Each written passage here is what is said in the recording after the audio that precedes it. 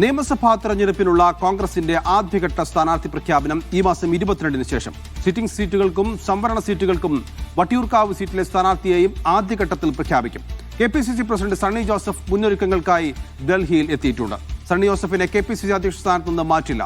തെരഞ്ഞെടുപ്പ് കാലത്തേക്ക് മാത്രമായി KPCC അധ്യക്ഷ സ്ഥാനം ഒഴിയേണ്ട എന്ന് തീരുമാനമായി.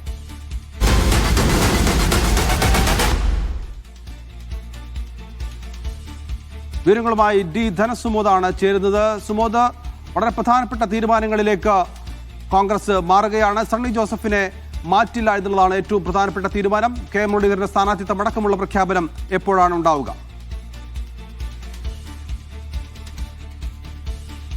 ഇപ്പോൾ കേരളത്തിലെ പ്രധാനപ്പെട്ട നേതാക്കന്മാരുടെ ഒരു അഭിപ്രായം കൂടിയാണ് സണ്ണി ജോസഫ് ഇപ്പോൾ KPCC അധ്യക്ഷ സ്ഥാനത്ത് നിന്ന് മാറി നിൽക്കേണ്ട കാര്യമില്ല എന്നുള്ളൊരു കാര്യം.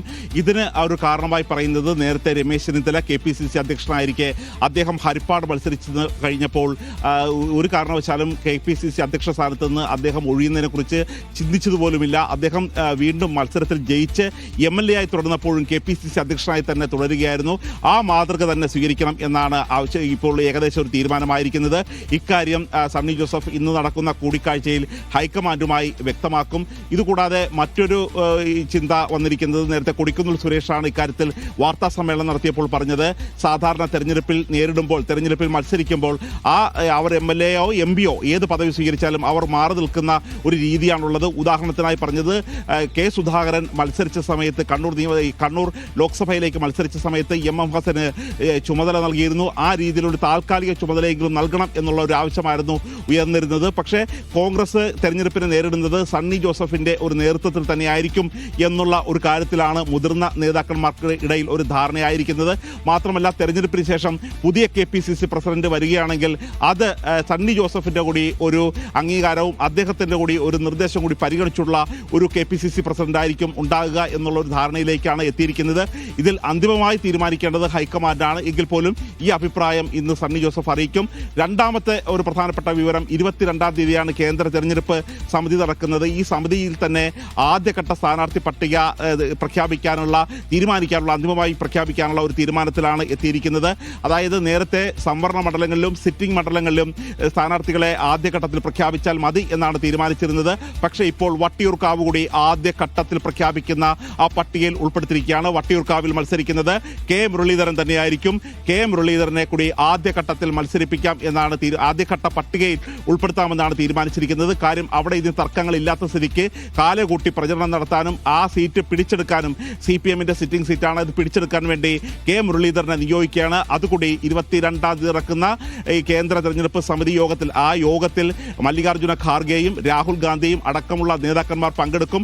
ഇക്കാര്യത്തിലൊരു അന്തിമ പട്ടികയും അന്തിമമായിട്ടുള്ള ഒരു തീരുമാനമെടുത്തിട്ട് സ്ഥാനാർത്ഥി പട്ടിക ആദ്യം തന്നെ പ്രഖ്യാപിക്കാം എന്നാണ് തീരുമാനിച്ചിരിക്കുന്നത്. അതായത് കേന്ദ്ര തെരഞ്ഞെടുപ്പ് കമ്മീഷൻ നിയമസഭാ തെരഞ്ഞെടുപ്പ് പ്രഖ്യാപിക്കുന്നതിന് മുമ്പായിട്ട് തന്നെ കോൺഗ്രസിന്റെ ആദ്യഘട്ട സ്ഥാനാർത്ഥി പട്ടിക പുറത്തു വരുമെന്ന് ഉറപ്പായിരിക്കുകയാണ്. കോൺഗ്രസ് എല്ലാ കാലത്തും കാണുന്നത് തെരഞ്ഞെടുപ്പ് പ്രഖ്യാപനം നടത്തിയതിനു ശേഷം സ്ഥാനാർത്ഥികൾ അവരുടെ നാമനിർദ്ദേശ പത്രിക സമർപ്പിക്കേണ്ട തലേ ദിവസം പോലും പലപ്പോഴും ചില സീറ്റുകളിൽ സ്ഥാനാർത്ഥി ആകാതിരിക്കുന്ന ഒരു കാലമുണ്ട്. തർക്കങ്ങൾ നീളുകയാണ്, ഡൽഹിയിലേക്ക് തർക്കങ്ങൾ നീളുകയാണ്. ആ തരത്തിലുള്ള ഒരു തർക്കങ്ങളൊന്നും ഇടയാക്കാതെ സ്ഥാനാർത്ഥി നിർണയം കാലകൂട്ടി പ്രഖ്യാപിക്കുന്നതിന്റെ ഭാഗമായിട്ടാണ് 1-ാം ഘട്ട സ്ഥാനാർത്ഥി പട്ടിക പ്രഖ്യാപിക്കാൻ ഏകദേശ തീരുമാനമായിരിക്കുന്നത്. സുമോദ് സൂചിപ്പിച്ചതുപോലെ സ്ഥാനാർത്ഥികളുടെ ആദ്യഘട്ട പട്ടിക നേരത്തെ തന്നെ പ്രഖ്യാപിക്കാനാണ് കോൺഗ്രസ് തീരുമാനിച്ചിരിക്കുന്നത്. അങ്ങനെയെങ്കിൽ എത്രത്തോളം സീറ്റുകളിൽ അത് പ്രഖ്യാപിക്കാൻ സാധിക്കും? സുമോദ് സൂചിപ്പിച്ചതുപോലെ നേരത്തെയും കോൺഗ്രസിൽ സ്ഥാനാർത്ഥി പ്രഖ്യാപനത്തിൽ വലിയ തർക്കങ്ങൾ ഉണ്ടാകാറുണ്ട്, വലിയ ചർച്ചകൾ അവസാന നിമിഷത്തിലേക്ക് വരെ നീളാറുമുണ്ട്. വട്ടിയൂർക്കാവ് അടക്കമുള്ള തീരെ പ്രശ്നങ്ങൾ ഉണ്ടാകാൻ സാധ്യതയില്ലാത്ത മണ്ഡലങ്ങളിൽ മാത്രമാകുമോ സ്ഥാനാർത്ഥി പ്രഖ്യാപനം ആദ്യഘട്ടത്തിൽ ഉണ്ടാവുക? 3 തരത്തിലുള്ള സ്ഥാനാർത്ഥി 3 തരത്തിലുള്ള രീതിയിലാണ് പ്രഖ്യാപനം നടക്കുന്നത് ആദ്യഘട്ടത്തിൽ തന്നെ. അതായത് സിറ്റിംഗ് സീറ്റുകളിൽ 2 സീറ്റുകൾ ഒഴിച്ചിടാനാണ് തീരുമാനിച്ചിരിക്കുന്നത്. ഒന്ന് പാലക്കാട് സീറ്റ്, രാഹുൽ മങ്കോട്ടത്തിൽ കോൺഗ്രസ് സസ്പെൻഷനിലായതിനാൽ പാലക്കാട് സീറ്റ് ഒഴിച്ചിടും. ഇതുകൂടാതെ തൃപ്പൂണിത്തുറ സീറ്റ്, അത് തനിക്ക് മത്സരിക്കാൻ താല്പര്യമില്ല, ആരോഗ്യ സംബന്ധമായ കാര്യങ്ങളാണ് കെ ബാബു അറിയിച്ചിരിക്കുന്നത്. ഈ 2 സിറ്റിംഗ് സീറ്റുകളിലും ഇതിനകം തന്നെ ഒഴിച്ചിടാനാണ് എടുത്തിരുന്നത്. അതേസമയം തന്നെ ബത്തേരി സീറ്റിന്റെ കാര്യത്തിലും ഒരു ചെറിയ വലിയ ഒരു സംശയമുണ്ടായിരുന്നു. അവിടെ IC ബാലകൃഷ്ണൻ തന്നെയാണോ സ്ഥാനാർത്ഥി എന്നുള്ളൊരു കാര്യത്തിൽ ഒരു ചിന്തയുണ്ടായിരുന്നു. പക്ഷേ IC ബാലകൃഷ്ണൻ തന്നെ മത്സരിച്ചാൽ മതിയെന്നാണ് ഏകദേശ തീരുമാനമായിരിക്കുന്നത്. IC ബാലകൃഷ്ണൻ മാറിയെങ്കിൽ ആ സീറ്റിൽ മത്സരിക്കാൻ പ്രാപ്തനായ ഒരു സ്ഥാനാർത്ഥിയെ കണ്ടെത്താൻ കഴിയാത്തതും ഒരു പ്രധാനപ്പെട്ട പ്രശ്നമായിട്ടുണ്ട്. അതുകൊണ്ട് തന്നെ സിറ്റിംഗ് സീറ്റുകൾ ആ 2 പേരൊഴികെയുള്ള MLA മാർ തുടരാനാണ് ഒരു പ്രാഥമികമായി ധാരണയായിരിക്കുന്നത്. ഇനി പട്ടികജാതി പട്ടികവർഗ സീറ്റിലേക്ക് വന്നാൽ ഈ 140 മണ്ഡലങ്ങളിൽ 14 സീറ്റുകളാണ് പട്ടികജാതി സംവരണ സീറ്റുകൾ. പട്ടികവർഗ സീറ്റുകൾ 2 എണ്ണമാണ്. ഇതിൽ 2 എണ്ണം മാത്രമാണ് AP അനിൽകുമാറും IC ബാലകൃഷ്ണൻ മാത്രമാണ് കോൺഗ്രസിന് MLA മാരായിട്ടുള്ളത്. രാഹുൽ ഗാന്ധി പ്രത്യേകം നിർദ്ദേശിച്ചിരിക്കുന്നത് ഈ പാർശ്വവൽക്കരിക്കപ്പെട്ടവർ, ദളിതർ, ന്യൂനപക്ഷ വിഭാഗങ്ങൾ എന്നിവരെ ചേർത്ത് പിടിച്ച് അവരുടെ കൂടുതൽ പ്രാതിനിധ്യം നിയമസഭയിൽ ഉണ്ടാക്കുന്ന തരത്തിൽ അവർക്ക് വിജയിക്കാവുന്ന രീതിയിലുള്ള ഒരു സാഹചര്യം ഉണ്ടാക്കണമെന്നാണ്. അതിനനുസരിച്ച് സ്ഥാനാർത്ഥികളെ മുൻകൂട്ടി കാണണം, പ്രഖ്യാപിക്കണം എന്നൊരു തീരുമാനമാണ് ഉണ്ടായിരിക്കുന്നത്.